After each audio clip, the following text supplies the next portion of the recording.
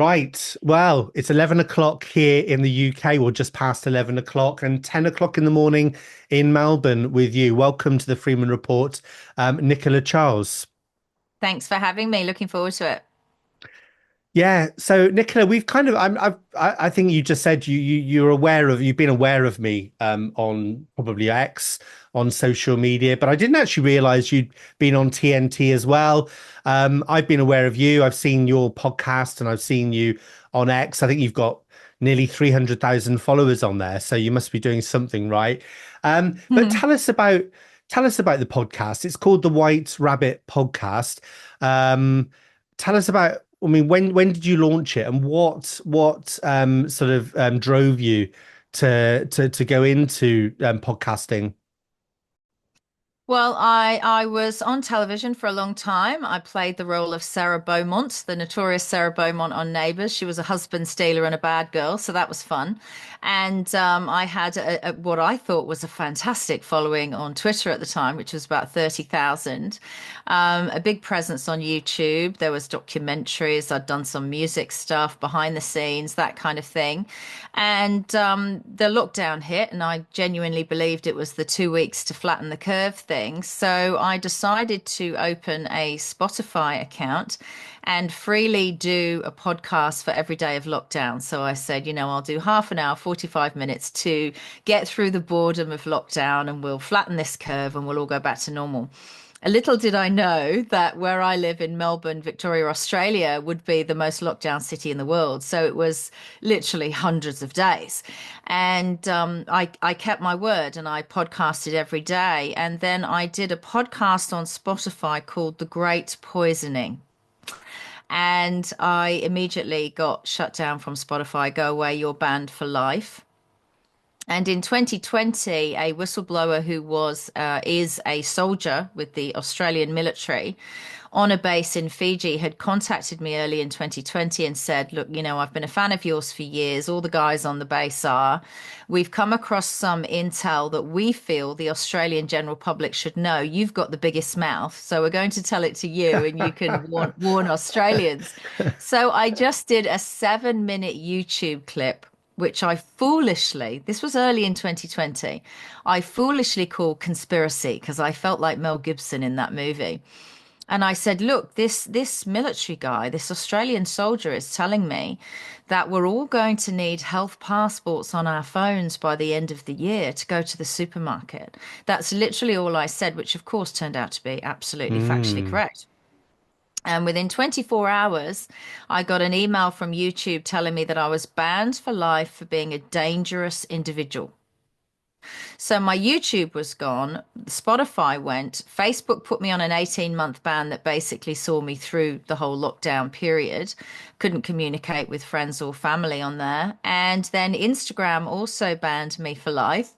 And so I sat there and I thought, gosh, we really are operating purely under commerce. Human rights seem to have gone out of the window briefly. Hopefully, it's just temporary. Obviously not. So I thought I'm going to have to get a bit financially ruthless, and I'm not usually a financially ruthless person.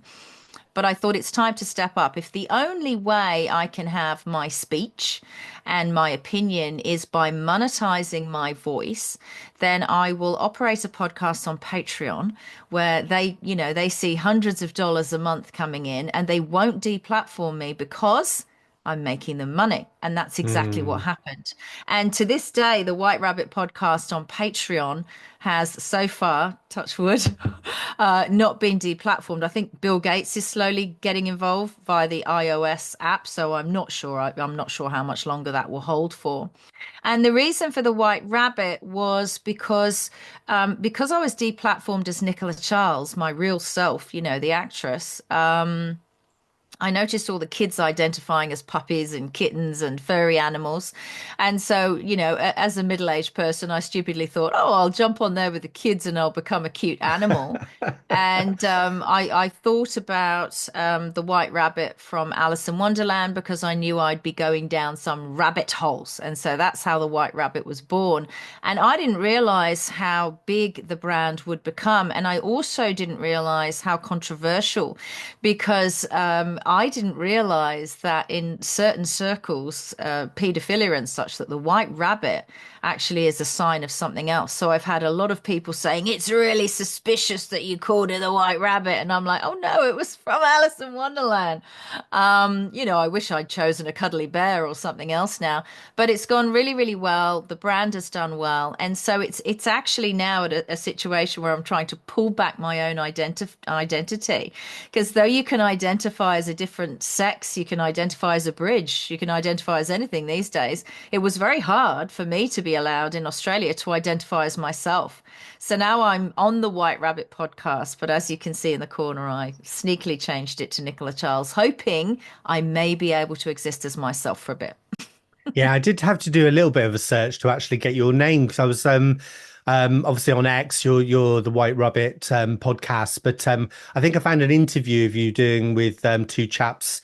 I forget their names now, but yeah, they called you by your real name, so I did track you down. So I'm sure, listen, I'm sure you're fine now, but you've been in court recently as well, and I saw a video you put on X. Tell us about that. What's going on? Well, I actually can't tell you about that because the proceeding's ongoing. But what I can tell you is I sat in an open courtroom while the lawyer representing the police said that because there was a suspicion by an individual that I was plotting to break into their home at night and murder them in their bed, that I was subject to a police investigation, which was shocking. And even the judge said that is a shocking accusation. So the judge, rightly so, who seemed quite fair, I have to say, has given them 3 weeks to investigate because I said, well, where's the brief of evidence? Anyone can claim this of anyone and Hmm. drag them into court and force them to defend themselves. Luckily, I'm not someone who uses lawyers and barristers. That's for a reason, because, when you pass the bar exam, your first loyalty is to the court, not to your client. I don't think many people realize that. They spend hundreds of thousands of dollars on barristers in particular. And sure, they know the ins and outs in the court. They know the language. They understand legalese. But really and truly, if you want to be heard fairly in 2024, I always think if you're up to it, representing yourself is better. I had all of my family there supporting me, and it was one of the most truly shocking things I've ever heard. A person who works within that scenario, the police force, they call it now, because of course none of them are Commonwealth officers, and this is something I brought up with the judge. None of this police force have sworn an oath to the Crown anymore. They swear an oath to the state, which a state force is very different to a Commonwealth force. And if you're a strict constitutionalist, it means that these non-Commonwealth officers, in fact, impersonating a Commonwealth officer is still a crime. None of these non-Commonwealth officers actually have jurisdiction to bring charges against anyone unless they've sworn their oath to the Crown. But that's technical stuff that I talk about. But just sitting there, I'm actually really glad that I experienced it because my eyeballs were on sticks. Everyone in the room was thinking, crikey, this is that real? Because someone says that she's thinking that. Something I've never thought about doing that to anyone, let alone the person claiming it. And you think, gosh, and I said to the judge, wow, like anyone can say that about anyone. How is that? How is it possible for that to be investigated? And she said, well, have a guess. And I said, well, because they're just following procedure. And she said, yes. She said, but I will say that procedure needs to be checked. So she gave the police lawyer 3 weeks to get her force to investigate that. But how can you investigate that? What is that exactly? That is what we've come to know as something called pre-crime. That's Minority Report stuff, right?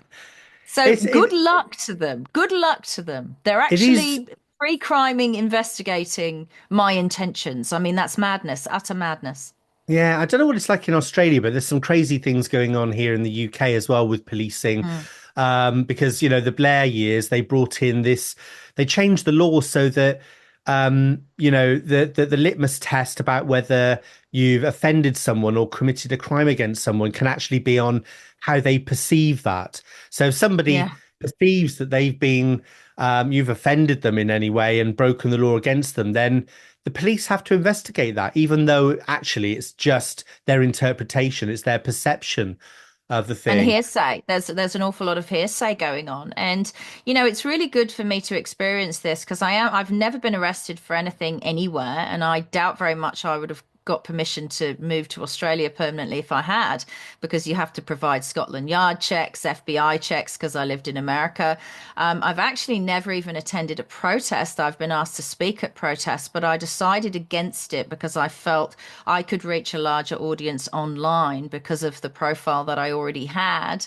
And I always supported them. I always shared the footage. But I sort of like the idea of keeping my clean record. So the fact that that might disappear based on something I could be imagining is really terrifying to me. And because I know I've never imagined it, it's not like, I know a lot of people are probably going to say, oh, well, she's holding her phone and AI is like listening to her brain and all that kind of stuff. It's not that. It's nothing to do with that. It's basically we live in this incredibly litigious world now where lawfare is being used against Yes. everyone, And a barrister said to me, a barrister that I lean on for advice, said to me that basically they're now using the law as alchemy. It's almost witchcraft because they can fudge it into any situation they want to criminalize anyone. And you have to be really, really careful. So that's ongoing for me. But it will be rounded off by Christmas, and hopefully I'll be able to share details on that. Yeah, we'll have to talk again then. Talking about policing, the other thing which I think is being policed more and more these days is online. And I did notice you've got pinned to the top of your X account, you've got a tweet. And it when I saw it kind of is where I'm at the moment because I'm kind of I'm normally very polite. I'm normally very so in terms of how I communicate online, very, very factual and but I've had it now. I've started swearing. I've just had enough. And I'm just going to read out your the post that you put up. If I can find it. Where did I put it? Yeah. As a parent, I've had enough. Government overreach is now at catastrophic proportions in Australia. Piss off. um, what's that about? Tell us what's going on in Australia that's made you so angry. Well, I'm wearing my Christmas tree earrings today for the first time in this run up to Christmas in 2024. And that's because, as of last night, all Australian politicians are on a 2-month Christmas break. They're supposed to work into December and they're not. And the reason they did that is because yesterday, in a 24-hour period and during the night, they handed the senators 40 amendments to laws and bills to go through in the night. None of them got any sleep. They were saying effectively it meant that they got 15 minutes to debate each amendment and each bill being proposed, including the under 16 ban on social media, which has gone through. And by the way, that was a Labour bill and it was supported by 18 Liberal senators. So that's 18 from apparently across the aisle. So we are living in a dictatorship in Australia. I'm sorry that's strong language, but it's not a democracy because these people should have worked into December and there should have been debate and discussion on this. People don't know. The bill's gone through and people still don't know what will the penalties be. I've also done a post on that this morning because my concern is I remember these inconvenient truth clips that were coming out during the US presidential campaign of Kamala Harris. And a lot of them were from the time when she was a prosecutor in San Francisco. And she was saying gleefully in a couple of speeches I saw, oh, it just took a stroke of my pen to criminalize parents because their kids were playing truant. Because, of course, this agenda requires kids to be in school and completely focused on government curriculums, which I personally feel is quite dangerous. And now my concern is, will it be the children that will be criminalized if they're suddenly found to be illegally, now unlawfully Hmm. operating an X account or a Facebook account? Or will it go down more likely the Kamala Harris route where the parents will be criminalized? And what happens when parents are criminalized? There's a very strong chance they could lose their children. And as we've seen with men and women's sports and all that stuff. I don't want to, go off in different tangents too much, but it really does feel if you're female, there's been an attack on womanhood, female sports, mothering, you're a birthing person, you're chest feeding, not breastfeeding, and this is just something else, that will come in that will affect the relationship between mother and children. And how can you pass a bill when you've not stated clearly what the penalties will be for breaking that law? I find it staggering. So I don't really think we have democracy in Australia anymore. Anthony Albanese, the corporate Prime Minister of Australia, said, yeah, Merry Christmas and a Happy New Year to you all. And off he nicked. Off he nicked on his 2-month holidays after just buying a $4.3 million beach house. Mm. So, something very hoaxy and strange is going on in Australia. Lucky for him, because I'll be in court in the run up to Christmas. That's what Nicola Charles, the White Rabbit, is getting for Christmas. And I just think it's incredibly unfair. And I'm very disappointed in the Australian Senate. The Senate sits higher than the High Court. And instead of constantly sort of rallying after the fact that these amendments and these bills go through and then saying, oh, gee, that was terrible, the Senate is an oversight committee that's meant to prevent this stuff before it happens. And they seem to be a toothless tiger. The Americans would call it a lame duck. So who's defending Australians from the defenders? Because none of them, as far as I can see, are doing their job. But is this really about, I know you kind of focus there on what the penalties will be for either the parent or the child, but is this really, do you really think this is about protecting children? Because I saw online, I think it was Matt Canavan, one of the senators, he was Mm. questioning, and apparently you can still, this doesn't cover Pornhub, so it doesn't No, cover porn sites. It's no. just social Or media gambling. or No, porn gambling. and gambling. They said Facebook is incredibly addictive, but that Pornhub and gambling are not. So porn and gambling are not addictive according to the Australian government, but Facebook and X are. This is because they don't want children to get a broad scope of opinion. But also that they said, I mentioned in a clip earlier, there's a couple of Substackers, and they're saying, oh, well, there was a slight alteration to the bill at the last minute, and it's not going to require adults to have a digital ID to lock in. Well, not now, not Okay. yet, because that was the great concern that it's really about adults, and I think it is really about adults. But what about when it's, like the lock on your phone? What about when they say it's just a thumbprint? So AI has your thumbprint and can attach that to any crime file or crime scene it likes, right? Because when this world goes digital, it becomes incredibly unsafe for us all. What about when they ask you for an iris scan? It's not said, it's not a digital ID, but it is, right? That's what they're Yeah. going to ask you to do. And what if parents sort of revolt? What if they're revolutionaries and they say, sod that? Because my children talk to my family in the UK via my social media on my messenger. What if parents say, I'm going to let my teenage son, talk to his teenage mate using my adult Facebook, my Messenger, my X account, or whatever app it is, and they can just talk to each other and I'll log in and no one will know. Well, AI is always watching. So what if you then get a phone call from the police or a knock on the door because your adult account has been identified as communicating with a minor child? What do you think that would do to an Mm, adult's life? There are so many aspects of this that weren't laid out in this bill that are still such a grey area. And what does that tell you? That tells you that the rest of this stuff is going to come in afterwards. And what happens with these things is the people pushing this stuff through, they know the end goal. They know where this is going. We don't. So they're putting in place the pieces, the stepping stones. And that's why Anthony Albanese was so happy when he, said Merry Christmas and Happy New Year. They know the stepping stones they're trying to get to, and that's what they're laying down, the stones to get to the other side. We don't know what the other side is. And it appears that even our senators don't know what's at the other side. So until that happens, how can anyone vote on anything? yeah. How's that going to work though? How is that going to work? How is it just going to be down to AI to try and find children that are pretending to be adults? I mean, if adults don't need to have ID, then it's going to be pretty easy for a child to pretend to be an adult apart from the photo. So Mm. is that the idea, or do they even know?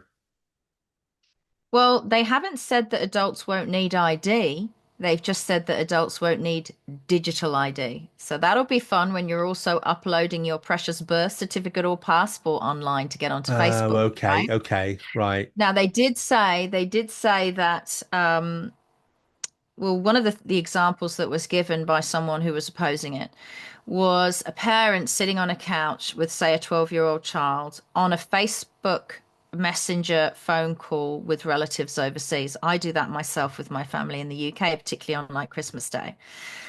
Then AI will say,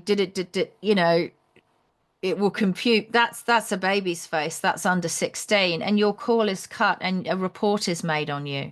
I mean, I just think this is all set up. I feel like AI and the digital world is the new police force, right? As I said, you've got police lawyers talking about pre-crime in court. If I hadn't seen it with my own eyes, I wouldn't have believed it. I feel like, very much like everything else that we've seen in the last 4 years, pharmaceutical interventions and all that kind of stuff. I feel like AI is a weapon. And I think Elon Musk tried to warn us about AI, and other people have certainly tried to warn us about AI. I think I saw a clip with the inventor of AI not long ago. I forget his name, apologies. He's British, very disappointing. And he was being interviewed, and they said, yeah, but AI can't go out of control because it's programmed by humans. And he said, no. And the interviewer said, well, what do you mean? And he said, well, originally we built the algorithms, humans built the algorithms, but now it's self-learning, and so it's Yes, developing on yeah. its own. So, they've already got AI courts in China. I don't think people realize this. And if you were in Australia, I'm sure it's the same in the UK. We've got the surveillance state everywhere. I live sort of semi-rural, and even at our traffic light junctions, you've got these facial recognition cameras. They're in breach of the Privacy Act of 1988, but nobody seems to care. That's all good. Forget the Privacy Acts. Apparently, the command center, some of the people, the men that work in there, have been sharing images of women's cleavages in their car if they've got, everything out on show, or they're going to the beach. And, it's stalking essentially. And as far as I'm concerned, it's illegal. But this AI is learning at a geometric rate. And what worries me is I've got very, very intelligent friends who interact with AI because that's what they want. They want us to all interact. If you contact a government department or you contact your telecommunications company, they don't want you to speak to a person. The chat comes up, please speak to Jerry and he's in AI, and all these standard answers come back and they're not helpful. And some of my very intelligent friends, they create freedom songs with AI, and they go, oh, it's so great. You don't need a record company anymore. Here's a freedom song. It took me 5 minutes. Somebody made me this hilarious clip of Donald Trump, which is, let me just say for the record, was not the real Donald Trump. It was an AI Donald Trump saying, if Nicola Charles runs for any office, I'm voting for her. I'm backing her. And it sounded great. And it actually sounded like Donald Trump. But I think it's dangerous for people to get comfortable interacting with AI, because I think AI, at its core and its nasty little binary coded decimal, its programming, I think it's on an extremely anti-human agenda. And Yeah, I'll yeah, just I'll give you a little simple family example that we experienced in the last couple of days. So my husband, who's a very sweet, gentle character, he never had social media at all. Of course, he's married the wrong person. And he was never online. And then a couple of years ago in 2022, he ran for the federal Senate. And he'd lost his job through mandates, and he said, I can't sit on the couch and do nothing. And I said, well, you're an Australian, you need to run for some kind of office. And he ran with the Informed Medical Options Party, and he was trying to defend, people's human rights and informed yeah, consent. And he said, "Well, I'm good. The party have told me I have to open a Facebook account because people need to know who I am and where I am." So he opened it, and he didn't get to the Senate, and then he just forgot about it and didn't use it. And I said this week, we should close that, right? Because all that stuff is old. He doesn't use it. He doesn't go on there. So we went in and it made it very, very hard. Facebook has become like Hotel California. You can check in anytime you want, but you can never leave. Trying to deactivate this Facebook account was like, for two middle-aged people, we were like, what are we doing? This is so hard. We don't know what we're doing. We managed to do it. And then today, somebody put something up and his name was there. And he's away working. And so I thought, that's really odd. So I clicked on it, and there was his account, fully reactivated. He didn't reactivate it. I changed the code. Only I've got the code, and I certainly didn't reactivate it in the last 48 hours. And when I went there, this sweet guy was completely spammed with hundreds and hundreds of really quite hardcore porn profile pictures, naked girls on rocks with their legs open kind of thing, asking for friendship, sending him messages. Now, if you were sort of an employer or a government agency, I think there's a reason why they call it a Facebook profile. Remember when profiling got Mm, outlawed in the UK because they said it was racist? Well, let me tell you, profiling is back, and that's why they call it a Facebook profile. You're completely profiled. But if AI can go in, reactivate an account, behave as you, spam you with all this porn stuff, I mean, what does that say about the person when it wasn't actually you? It's very, very strange. And so, the rumors about Facebook being the CIA are sort of creeping up behind me. And I'm like, well, why can't we leave? Why can't we delete? Why can't we deactivate and it stays deactivated? It's most odd. And that's because AI is running things. So AI is essentially taking over our lives. And I think that's why people will be very resistant to get a digital ID. As I said, thumbprints and iris scans can be taken and placed anywhere. They can apply for mortgages. They can open businesses and not pay tax. They can interact with underage individuals and create a profile of a person that is entirely fake. But you know what? You'll still have to be dragged into court to defend it. And the burden of proof is no longer, it appears, I'll find out soon, is no longer on the accuser. It's on the person being accused to prove that it wasn't them, which is a really shady 180 twist of what we consider to be the justice mm. system. It is a scary world we're moving into, isn't it? I mean, I think the thing with AI that scares me is if you look at sort of East Germany and other countries like that, where you've Yeah, had basically a police state. Of course, back in the day, you needed to have people to manage all of that. So presumably there was a building somewhere with files on all of the population, on what yeah, they do, what they get up to, and all of that. Um, and the one thing about systems when they've got people running it is they're fallible. You can break them because you can't control people, not yet. yeah, But what scares me with AI is that it can be used in a way to police people to, and it is a prison. Once that happens, once AI takes over, it's very difficult to see how we get out of that because, of course, AI will be the judge and jury. They will be the police. They will be everything. So it is a scary world. And you just touched on there as well. The other thing that worries me about AI is the fact that, and it's already happening, this is where people don't know what to believe anymore because, AI can make videos which are so convincing and so lifelike that yeah. people just don't know what to believe anymore. And I think we're moving into a world where we will have speeches from prime ministers, and you'll think, does that person even exist? Did that person actually say that, or is this just an AI? And I don't think people are ready for it yet. I really don't. Where things are Well, going. the first thing that really gave me a red flag was when it wasn't the Queen and we were told it was a hologram waving in the carriage. Do you remember that? Yes, I There do. was an Yes, event. yeah. Yeah. It was some kind of jubilee, perhaps, and the Queen was waving, and she was not well, but she looked well in the hologram. So she must have filmed it at some other time, and she was beamed in. And I thought that's very odd. And then, of course, during the coronation, we had Project Bluebeam beaming, a very realistic blue whale for the Prince of Wales above the crowd during the concert. And you only have to look on a more, basic remedial level if you just look at my X account, which is at all bite no bark 88. But now there are at all bite no bark lots of different numbers, double O's, O one, O two, O Yes, three, yeah, O four. And they've been set up exactly the same. This isn't someone getting the idea for a name for an account and just running with it, which of course they're, more than welcome to do. But they're taking my cover image, they're taking my profile photo, they're taking my little bio description of myself.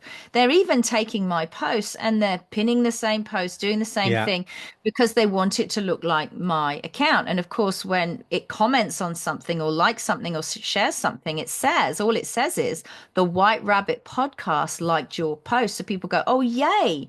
And they follow them back. So then if that fake account, which looks exactly like my account, except doesn't have all those followers, admittedly, but does look like my account, then, it is perceived to have committed homophobia or racism or transphobia or offended someone or a crime, Mm, right? Then the podcast will have to step up and go, oops, that's not us. So I've got my followers running around at a geometric rate going, I've reported that one for you, and I've reported that one.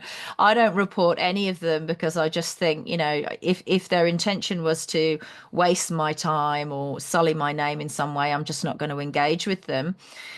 But again, it certainly looks like AI is running the show here because at one point a couple of weeks ago, there were so many of them. I just don't believe there was a human who had enough time to go and do all that, yeah. right? And they can do it in a split second. There could be a million very similar accounts in a split second. I think someone doesn't want you being online, basically. It sounds like trying to make it very difficult. Now, Nicola, where are Australians in general, do you think? In the UK here, I'll give you an example. So, we've had the pandemic, we've had the vaccines. I think that an awful lot of people now, and I include what I would describe as normies without being, I hope that's not kind of derogatory, but even the normies now are questioning things, particularly around the vaccines. People don't want them anymore. I've had lots of conversations with people, and they don't know what's up. It's not like us. They haven't got a window into the window that we look into the world and all the information we've got, but they know something's wrong. Mm. And people are starting to push back on things in the UK. What's it like in Australia? I would like it to be and feel more like a greater number of people were awake. As you say, there are lots of people here now who have realized that they've been a lot sicker after these injections. I don't know what it's like in the UK, but in Australia, we now have the mRNA platform in the COVID injections, flu injections, whooping cough injections, tetanus injections. What was the other one? RSV shots going into baby. Really? We don't Yeah, have it's that in the UK. We've just the only well, you mRNA may be vaccine. careful. Well, I mean, I don't have any of them anymore. I mean, I've got two kids. They had their MMR vaccines. If I went back in Same. time now, Mm, they wouldn't have any no. vaccines. But that it is what it is now. But yeah, I don't touch any of them. But you've so Yeah. in whooping cough, you've got mRNA vaccines now. Yeah, so it's really quite scary because what's happening is they are, they talk about informed consent, but they're deliberately under informing people. It's not quite as extreme as during the engineered pandemic where you had package inserts for the COVID injections that said intentionally blank.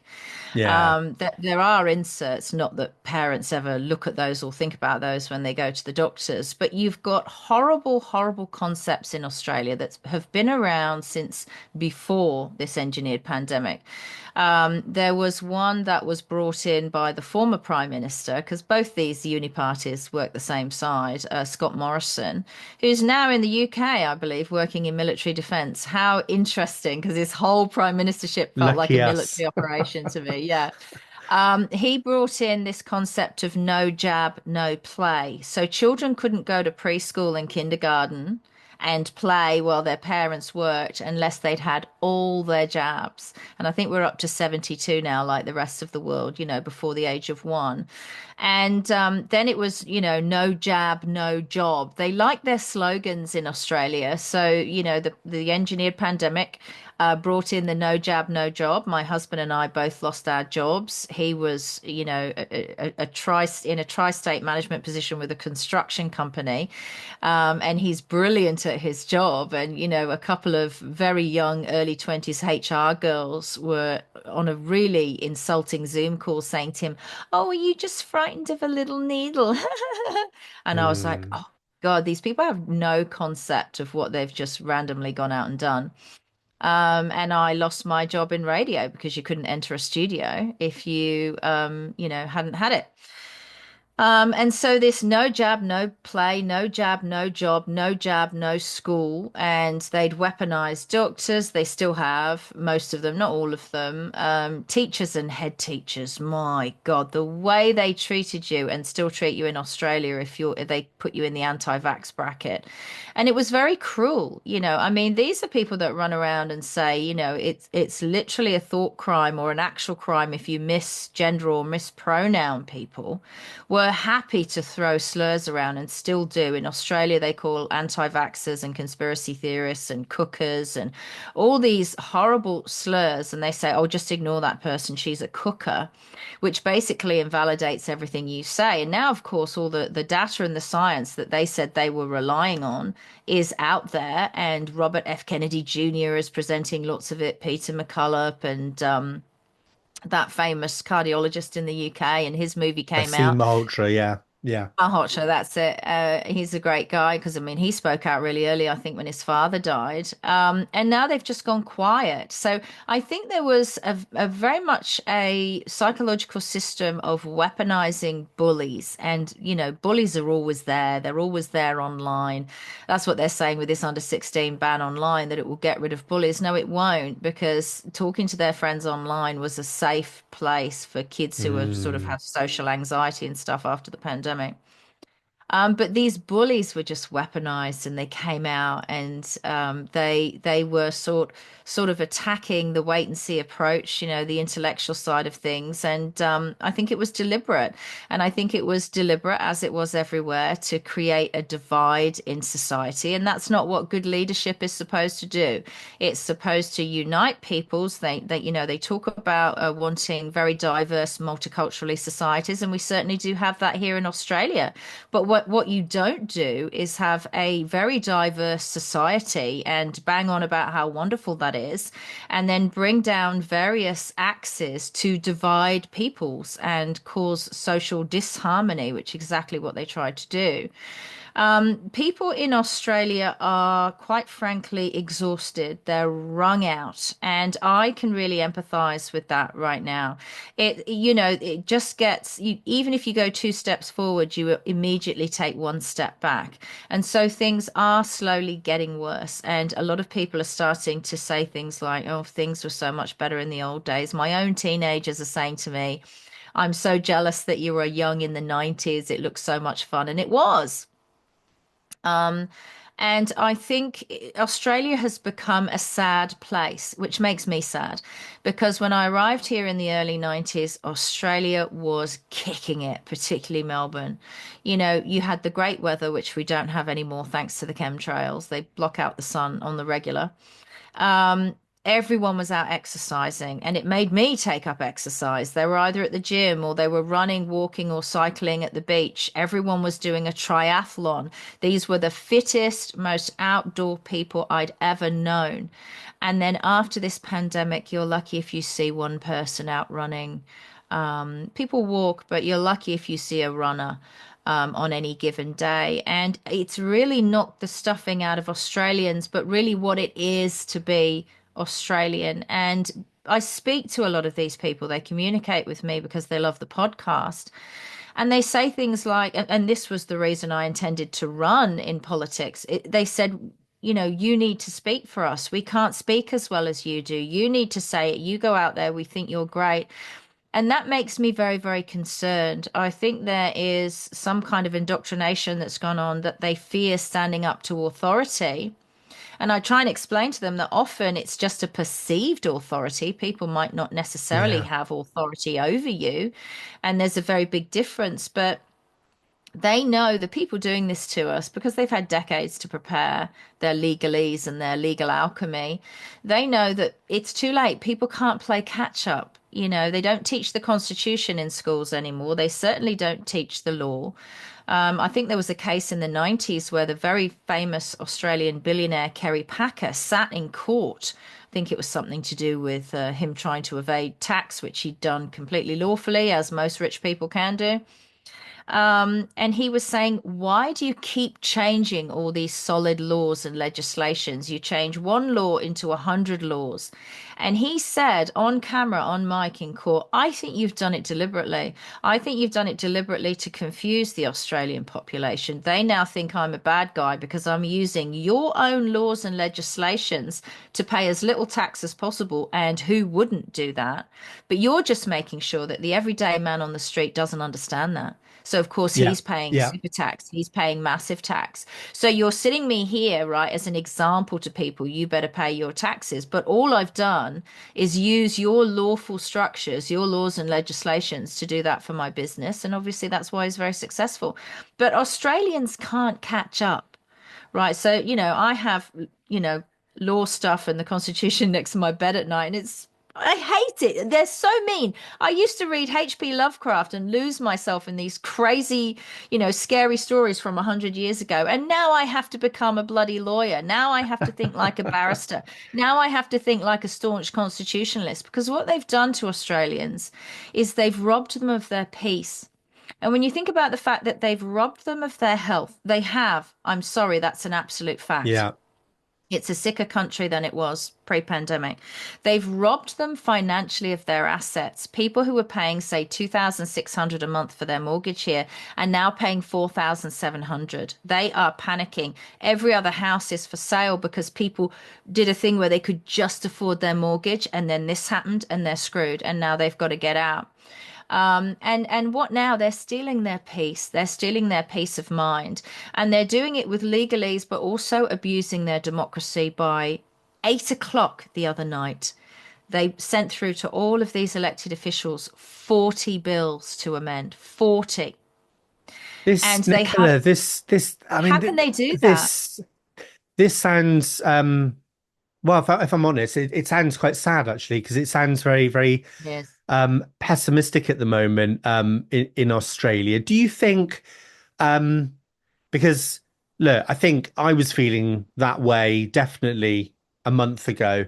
Um, and I'm not going to say that Trump is the answer. I'm not going to say that because, I don't think anybody who gets to in that powerful a position is not our friend. You don't get to be that person that Mm, powerful without doing lots yeah. of shady deals and being part of a clan essentially, because otherwise you wouldn't get there. I'm not quite sure what I make about the assassination attempt and whether I really believe that happened, but I don't want to go down that rabbit hole now. But do you not think, because I do feel that things have changed and that something is changing now? This could just be another manufactured change, and they've done all the nasty stuff they wanted to do, and now they want to change direction, and it's actually the same cabal doing it. But even if that is the case, and I'm not sure which I believe yet, but it does feel like something has changed, and that in America, certainly, they're going to pull apart this deep state. And of course, if they do that in America, that's going to have a profound impact, I think, on the UK, on Australia, and lots of other countries. It might not happen overnight, but it certainly will. Do you not feel that? Look, I used to be a massive, staunch Trump supporter. Um, and I'm not saying I'm not supportive of Trump. I'm concerned about the very UN friendly executive staff he's surrounding himself with. But my biggest concern, and I haven't really watched much Trump stuff. I mean, I knew for sure we had to get rid of the Democrats and Kamala Yeah. Harris and Joe Biden. My concern is that there is a spring in the step of global leaders who definitely made noises like, oh no, never Trump. But they seem invigorated after that Trump election. Now, why would that be the case if he's going to put the brakes on the New World Order agenda? And I'm just very suspicious of that. And the first thing that I saw in Australia after the election was our former Prime Minister, the Liberal Party, Scott Morrison, sharing a picture that he just met with Trump a couple of weeks earlier at Trump Tower, saying, congratulations to President Trump. We're all so excited. Now, believe me, Scott Morrison is on the wrong side. But I think So, that that could be because look, one of the things Trump is going to do is he's going to turn on the taps for the oil. He's going to reverse this whole climate hoax and all of mm, the net zero stuff that we're seeing for that. And look, a country like Australia is very similar to the UK. It can't stand on its own 2 feet. There is a much more powerful, even corporations these days, some of the corporations are so powerful, they're bigger than countries, right? So I yeah, think that the politicians, these sleazebags that have ended up in power, they they don't have any real principles. They just do whatever it is that they need to do to get their career, to get paid, to get their kickbacks, whatever it is that they want. Um, mm, and so they don't believe. I'm sure. I think there's a lot of politicians that have been sort of brainwashed into this climate thing, but I'm sure the ones that are in real power, Justin Trudeau and all that, they don't believe it, and they don't care no. anyway. Well, they don't believe it. Um, But I heard something extraordinary, James. I heard something extraordinary from the oil industry a couple of days ago. They're actually in support of the green movement, and they don't want this whole Trump drill, drill, baby drill, because what's happened is the way this New World Order has been set up is these oil companies and these gas companies make more money from subsidies for not drilling and not fracking for gas than if they're drill baby drill. They don't want to have to go back to work and actually, provide a product and get paid for it. That's hard. That's proper work. It's like Bill Gates buying up all the farmland in America and after telling you can't live in the countryside and you have to go into 15-minute cities and you may not have a couple of acres. What does he do with his private money? He buys, millions of hectares, right? So that's what he does with yeah, his private money. We're in this awful system, do as I do, not as I say. And the reason is because the farming subsidies across the world, absolutely the Five Eyes nations have been halted. We used to help farmers create beautiful milk for us and our children. We used to help farmers with their crops. I grew up in a farming community in Worcestershire. So they've halted those subsidies. And now the greater subsidy, the bigger subsidy, is to let it rewild and go back to nature. So Bill Gates bought all that farmland so he can get paid by the federal government to do absolutely nothing. Because there seems to be this mindset that why would we farm for them for good food? We've really gone down the pecking order of importance since they've got their new AI friends. And so oil companies, gas companies, farmers, the governments are becoming, I mean, in Australia, we only have a corporate government. We don't actually have a Commonwealth Parliament. We have Australian Government House. Old Parliament House has been closed. And we don't have representation for, of, and by the people. We have the Australian federal government that is registered as a corporation. And that corporation wants to make money. Now, someone like Anthony Albanese, in fact, all of our bureaucrats here in Australia have not sworn any oaths to the Crown or the Commonwealth being us, the common people. They've sworn an oath to the Queen of Australia and now the King of Australia, which sounds like a king and queen. It's not, it's a corporation. And it has been like that for decades. Now, as the CEO of a corporation, Anthony Albanese is actually not doing a bad job. But yeah, yeah. as the prime minister of a country, he's doing a shitty job. Right, so he stands there. They're quite theatrical in Parliament now. They're quite theatrical. They know exactly what they're doing. And they know that we know exactly what's going on. And you know what? They don't care. And that's what worries me for Australia. It's been a corporate coup d'etat, to be fair. And And I there's mean, no you're country to go against, right? yeah. We can't say, oh, it's Germany's invaded Australia. When it's a corporate coup d'etat, there's certain laws and legislations and stuff that say if it's a foreign actor, if it's a country, it's a crime under the Crimes Act, and it has to be investigated and all this stuff. But there's no language for if that happens if it's a corporation, and that's why Australia and Australian supermarkets and Australian businesses and the Australian Taxation Office is owned by BlackRock, Vanguard, State Street. Yeah. I mean that's the same.